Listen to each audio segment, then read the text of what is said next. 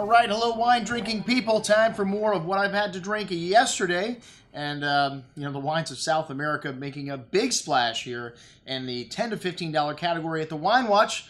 If you've been watching the show, you know there's not much that you can find that is this good if you like Bordeaux varietals in this price range, because you can't find much from California. And, Bordeaux, you can find a few things still from Bordeaux, but mostly Merlot. Anyways, Chile's Carmenere is the great red hope, but they do make a lot of other varietals at a very high level. And this winery, Santa Carolina, is number 3 in terms of volume. They own like 5,000 acres and 11 different farms, so a lot of great quality juice and all over Chile in the best growing regions. And these guys really over-deliver for the money. We're starting out with the Chardonnay Reserva Familia, which is kind of in the middle to the top of the line here. So it's 100% barrel fermented. It's a blend of fruit from the Limery and Casablanca Valley. And they use about 30% new oak here, so you do get a little bit of oak spice here. And this wine's got some woody aromas to it. Some nice ripe peach and apricot fruit, as well as a hint of creme brulee and that toasted woody note to it on the nose. A medium-bodied Chardonnay with ripe, delicious apple and peach fruit, notes of vanilla spice, and a nice hint of acidity cleaning things up. Nice balance in this wine. Chile not known for its Chardonnay, but this one very good at $24. And then we go to a lower tier here, not the entry-level tier, but I think the next one up here, the Santa Carolina Merlot Colchagua Valley. It's a blend of 2 different vineyard sites, and the vines are about 40 years old, but they have a lot of tonnage. So, you do get a lighter style wine when you crop vineyards at this high of a tonnage, 10 tons per acre. Nice bit of peppery spice to this wine that you get from Chilean wines. Merlot's a little bit eucalyptus to the dark plum, like fruit, some cigar box spice. The focus here on this wine, though, is the fruit, dark plum and cherry on the tongue with smooth, silky tannins, one of the things Merlot is known for. But nice freshness on the finish, hints of dark chocolate notes. A very good little Merlot for $12. All right, next up was the Carmenere Reserva Familia.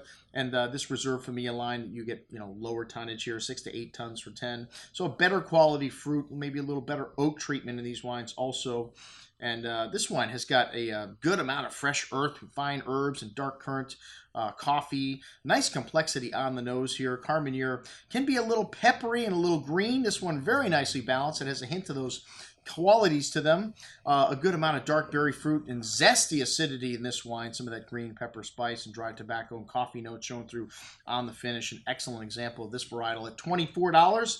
The Malbec Reserva Familia up next. Wait a minute. Malbec from Chile?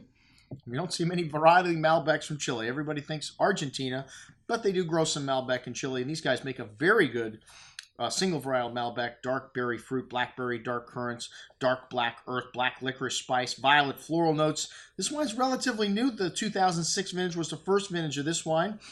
Dark berry fruit shown through on the tongue, as well as some notes of espresso, bittersweet chocolates.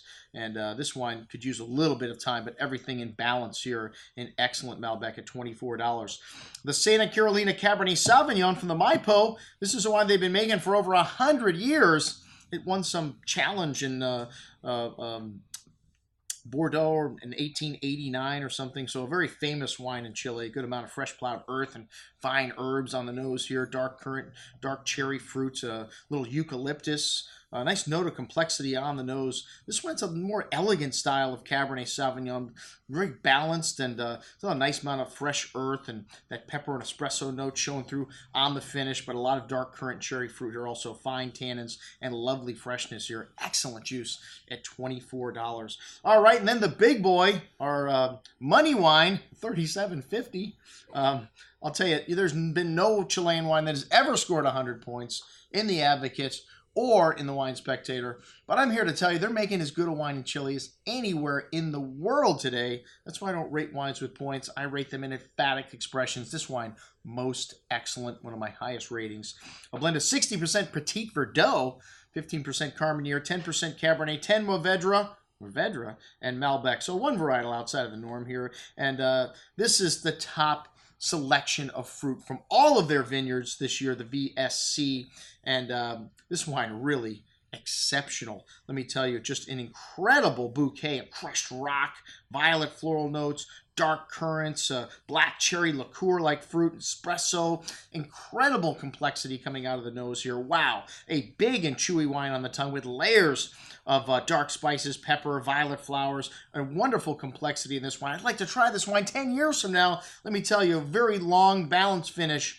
big lot, but lots of everything here. Most excellent juice at $37.50. That's what we had to drink with our friends from Santa Carolina Winery from Chile. I'm your host, Andrew Lampasoni, signing off for the Wine Watch, saying remember, always drink the good stuff first.